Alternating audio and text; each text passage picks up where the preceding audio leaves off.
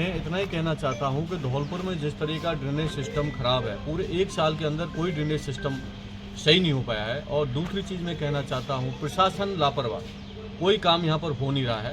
सरकार अपने जन्मदिन मनाने पर लगी हुई है। अब सरकार के लिए जन्मदिन मनाने के लिए पैसा पता नहीं कहाँ से आ रहा है, पर जनता को राहत देने के लिए पैसा नहीं है। इसलिए हम चाहते हैं सरकार यहाँ धौलपुर की जनता की आवाज़ सुने, यहाँ की सड़कों की मरम्मत के लिए स्पेशल पैकेज बनाकर यहाँ पर काम कराए, और जो बुजुर्ग हैं, महिला हैं, उनको समय पर पेंशन दे। जो मुख्यमंत्री चिरंजीवी योजना है उसके तहत प्राइवेट हॉस्पिटलों में इलाज बंद कर दिया है, उनका पैसा नहीं मिला है, गरीब लोग भटक रहे हैं। तो जिस तरीक़ा से सरकार की हालत ख़राब है, एक दूसरे की खिंचाई करने लगे हुए हैं, मैं चाहता हूँ कि विकास के लिए राहत पैकेज देके धौलपुर की जनता को राहत देने का काम करें।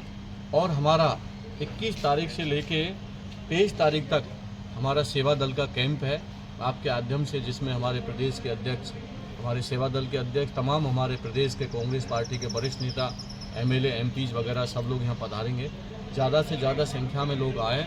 और जिस तरीक़ा से देश के अंदर एक बहुत भयानक वोट चोरी का जो चल रहा है, बिहार के अंदर मैं खुद मौजूद था इस यात्रा के अंदर, वोट चोरी के अंदर जिस तरीक़ा से वोट चोर गद्दी छोड़ का जो नारा चल रहा है, ये हमारे 15 सितंबर से लेके अभी ये पहले जिले स्तर पर, फिर ब्लॉक स्तर पर वोट चोरी का अभियान जो है ना, वोट चोर और गद्दी छोड़ का अभियान चलेगा।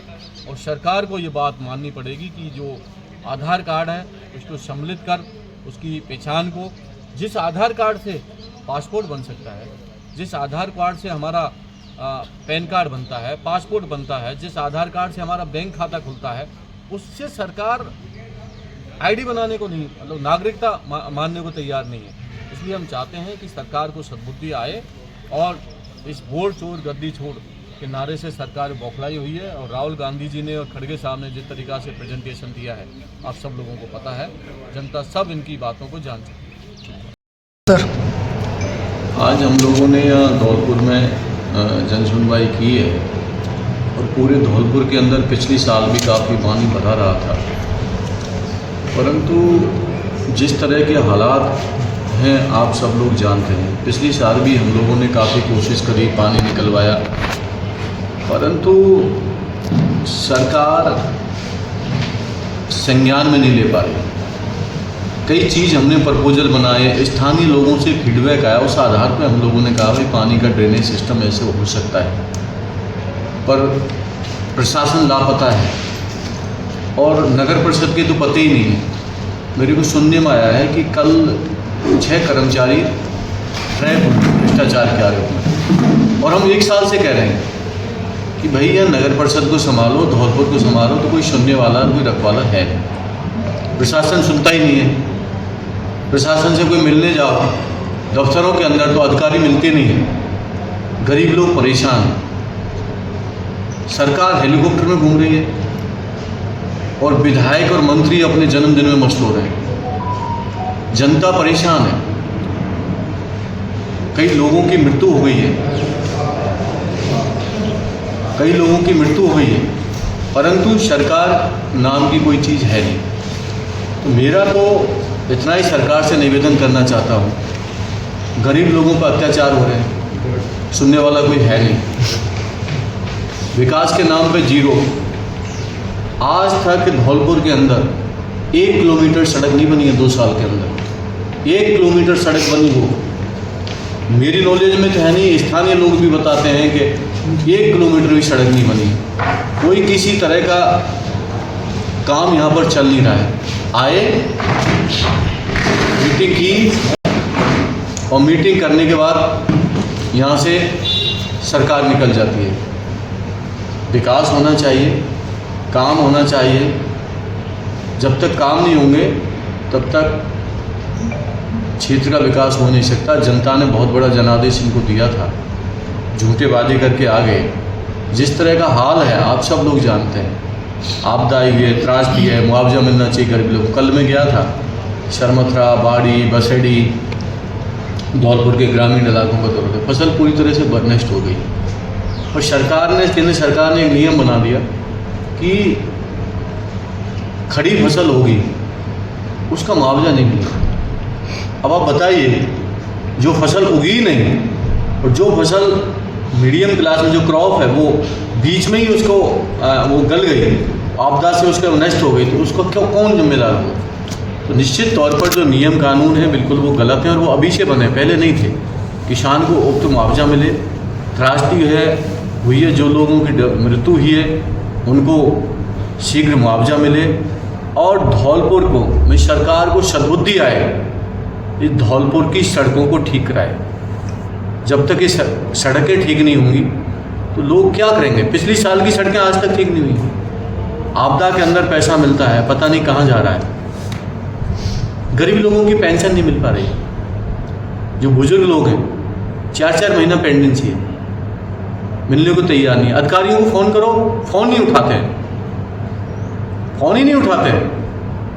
ये तो प्रशासन के उच्च अधिकारियों का हाल है, और निम्न स्तर पर तो भ्रष्टाचार देख ही लिया क्या खेला हुआ है। कल 6 कर्मचारी, इतना बड़ा ट्रैप हुआ है कल, तो धौलपुर को शर्मसार कर दिया। तो मैं तो इतना ही कहना चाहता हूँ कि लोगों पर अत्याचार ना हो, नौजवानों को रोजगार कोई मतलब नहीं, एक सिंगल भर्ती नहीं निकली, कहीं कोई भर्ती हो नहीं पा रही है। और जिस तरह का वातावरण राजस्थान में तैयार किया है, एक दूसरे को मनाने में लगे हुए हैं, वो उसको मना रहा है, वो उसको मना रहा है, वो उसको मना रहा है। जन्मदिन मैं तो सरकार से मांग करता हूँ, ये जो मंत्री और विधायक जन्मदिन मना रहे हैं ना, बड़े बड़े टेंट लगा के, ये पैसा कहाँ से आ रहा है? जनता के लिए पैसा नहीं है, जन्मदिन मनाने के लिए पैसा है। उसके अंदर मेवा मिष्ठान बन रहे हैं, 36 तरह के भोजन बन रहे हैं। बताइए आप, 2-2 करोड़ रुपए जन्मदिन में खर्च हो रहे हैं, कहाँ से आ रहा है पैसा? केक कट रहे हैं उसके अंदर।